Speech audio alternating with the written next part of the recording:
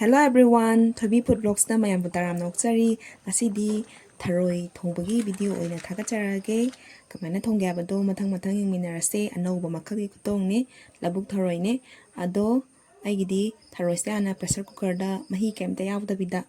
anira kamthokchare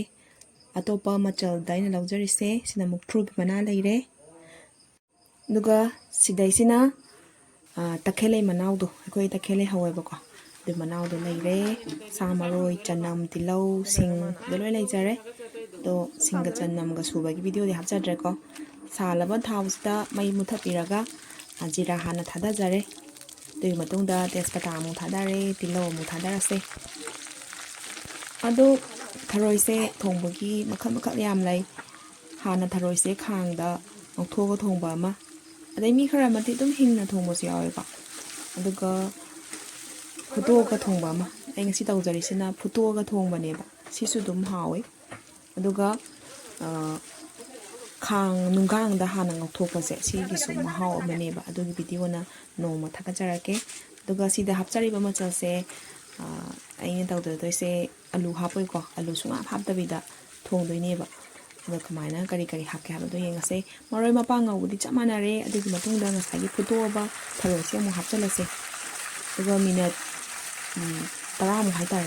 ai minute taramu ngawjare ko adi manungi matungi sarukse kanjanna bana kamthopa matamda pressure cooker da mahi amta yaramdre ba dum kangre ba ina ngasagi tharoi se hena munna ba haitare ne adugi minute taramu ngawjare duga samaroi hapchanjare samaroi hapaga mu minute ani huma mu awirani tharoi je munjala bane ko sangkada de smaina ngahak thambira ba matungda sida ina hapchadoise besan na hape bako mayam su chabudu chanaramani besan hapaga thongbase sigi sum mahaw amani besan thitpa sida ina hapchari se machal jira duga hairibo morok atekpa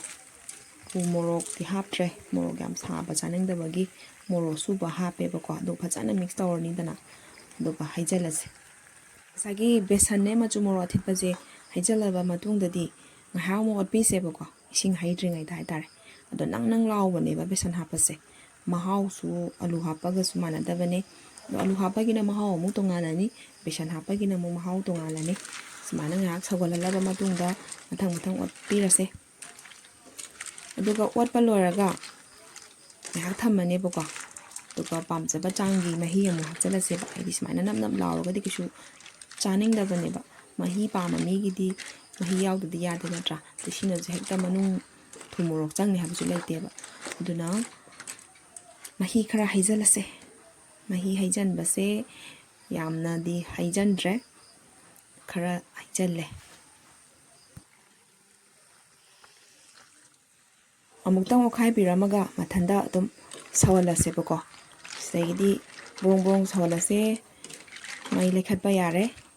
masaka jam phajabane egi yengbada hawda mandrane me hawso hawe ko besan ga thongbase do besan na tabida nga ga thongbosi su mu hawe ba nga atekodo adu hapa akhoi mana nga atepaga thongga pijagi ba adugi mahawdudi leitre do noma matang chaba mada nga ga tharoi ga thongbosu thagacharake do gasigi di besan ga thongbo oina thagachare smai dawdana asagi mahi je promong sorakpadagi di makhada napsandana ba tare beson yawbuni hekta napsanbane ba mai toino otpirani mahi se khara yami natra dana mahi nangjalakpa tanja duda ina asagi takhelei manawdo mana nushina ba tare takhelei manawdo mu hapjalase ko maina hapjalle takhelei manaw hapjalani ngahak amuk shawalani ngahak sawalaba matungda asagi aroiba tharoigi yamna maru oiba haitare ne mana mangonda adu haptadi tharoi mahaw ga imang mangodo ko thrubi mana adagi samaroi do abadi ujing maroi ju hainai ko adu hapchalase anise samaroi hana hapchalage simunjale yare mahi sigi changjida thangdarage na khalle aduga mukthrubi di mapum sumai noina hapchare ko haini horen setlaga chabaju dum hawbane ꯁꯨꯃꯥꯏꯅ ꯃꯄꯨꯝ ꯁꯥꯡꯅ ꯁꯦꯡꯅ ꯆꯥꯝꯊꯣꯛꯑꯒ ꯍꯥꯞꯆꯔꯦ ꯁꯤꯗ ꯊꯔꯣꯏ ꯊꯣꯡꯕꯒꯤ process ꯄꯨꯡꯂꯣꯏ ꯂꯣꯏꯖꯔꯦ ꯑꯗꯣ ꯃꯌꯥꯝꯗꯤ ꯑꯂꯨꯒ ꯊꯣꯡꯕꯅ ꯍꯦꯟꯅ ꯄꯥꯝꯕ꯭ꯔꯥ ꯑꯗꯨꯒ ꯕꯦꯁꯟꯒ ꯊꯣꯡꯕꯁꯤꯅ ꯍꯦꯟꯅ ꯄꯥꯝꯕ꯭ꯔꯥ ꯍꯥꯏꯕꯗꯣ ꯀꯃꯦꯟꯇ ꯏꯕꯤꯔꯝꯃꯣ ꯑꯗꯣ ꯃꯊꯪꯒꯤ ꯚꯤꯗꯤꯑꯣꯗ ꯑꯃꯨꯛ ꯊꯦꯡꯅꯔꯁꯦ ꯑꯅꯧꯕ ꯅꯨꯡꯉꯥꯏꯕ ꯚꯤꯗꯤꯑꯣ ꯀꯌꯥ ꯊꯥꯒꯠꯂꯛꯀꯦ ꯃꯌꯥꯝꯅ ꯁꯞꯄꯣꯔꯠ ꯇꯧꯕꯤꯔꯝꯃꯣ ꯊꯦꯡꯛ ꯌꯨ